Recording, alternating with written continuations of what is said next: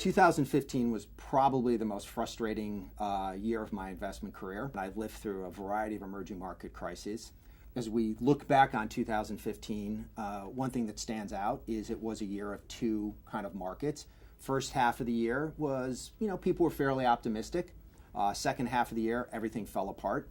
Against most expectations, duration, interest rate risk outperformed credit risk.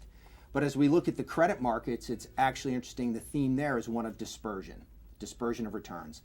In the U.S. high yield market, the negative return of the overall index was really driven by two sectors, and unsurprisingly, oil and kind of primary metals industries.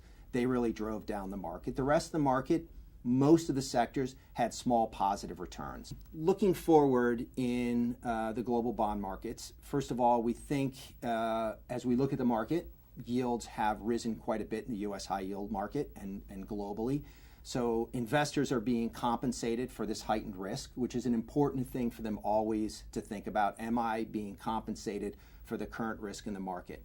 We think there still will be a lot of volatility out there. A lot of uncertainty. A lot of that uncertainty is going to grow out of the politics in various countries.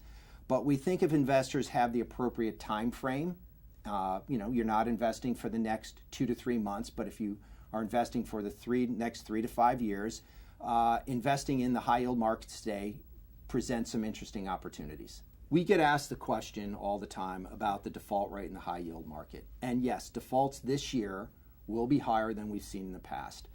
But then we kind of look back and figure out, will they be concentrated in specific areas? So we think the market today looks more like 2002 than 2008. We are not expecting a global financial crisis.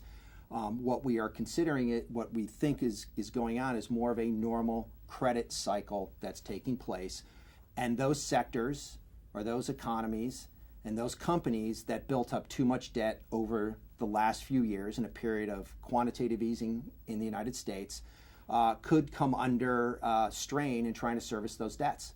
So if there is a spike in default rate in the U.S. high yield market, it's likely to be concentrated in oil and other commodity sectors. And we think the default rate outside of those sectors could be, relatively moderate. There are opportunities in the high yield market. And another thing for investors that investors have to understand is even if there is a spike in defaults, it doesn't mean that the total return on the overall high yield market will be negative. In 2009, that was the peak of defaults through that credit cycle, and the high yield market still had a very strong return.